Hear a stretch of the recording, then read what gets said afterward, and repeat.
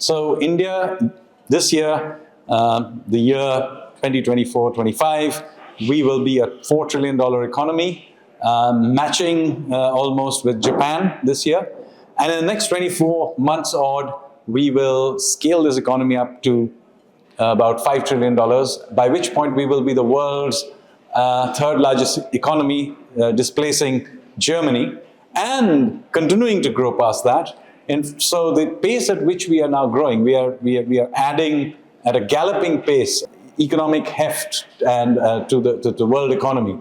And of course, that shows through in terms of our productive capabilities back in India, the amount of demand for goods and services, and our ability to export out, although the world economy is not currently in great shape, but as and when the world economy recovers, I can assure you, India will be one of the driving forces of the global recovery as well.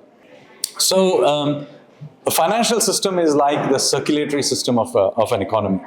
And if it somehow gets clogged, you get a heart attack, which is what a financial crisis is about.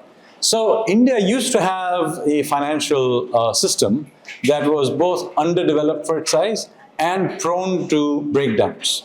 And this is how things were. As recently as 2017-18, we had a banking system that was in very bad shape in terms of having built up these huge backlog of NPAs that were clogging up the system, and so on and so forth. So we put in a lot of effort. We used a newly built insolvency and bankruptcy code to bankrupt a large number of inefficient companies. That changed the credit culture of the country as well significantly. So a lot of money came back into the banking system. And we now have what is perhaps the healthiest banking system in the world. We also have one of the largest equity markets in the world. We have a healthy corporate treasury bond market, and a corporate bond market that's growing, but not yet in global scales yet. So I'd say that is something to still build on. But overall, we have a financial system that is finally of world-class quality. And this is, as I said, very important for the ability to not just pump capital, but people to understand the real business of a financial system is risk-taking. And so it's now be able to take risk. We have a bankruptcy system that can clean up bad bets as it goes, so the creative destruction process can go on. And so, we are now open for business and in a position to fund the Indian economic story in a way that was simply not possible as recently as 6-7 years ago. Obviously, we can't be alone in the world. We are part of the world. There are important aspects of the world economy that we need to engage with. One is, of course, the China plus one supply chains that we need to think about. So that is an important thing that we need to think about. And that requires us to be engaged with countries like the UK, the US, Europe, and others. We are, as you know, in the process of negotiating a free trade agreement with the UK.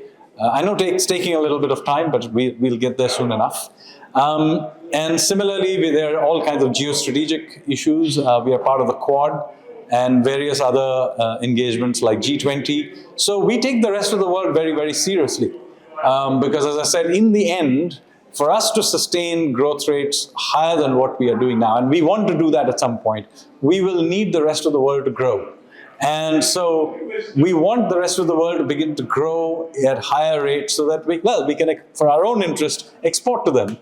So IGF is very important, I think, at multiple levels. It brings partners through and not just in the UK. You have doing events in Dubai, you're doing events in Mumbai. And so this is a very important forum for sort of creating that ecosystem where interactions happen between business leaders, policymakers, all kinds of other people, to create the trust levels that are needed for a truly thriving global interaction. And so that is something why IGF is important.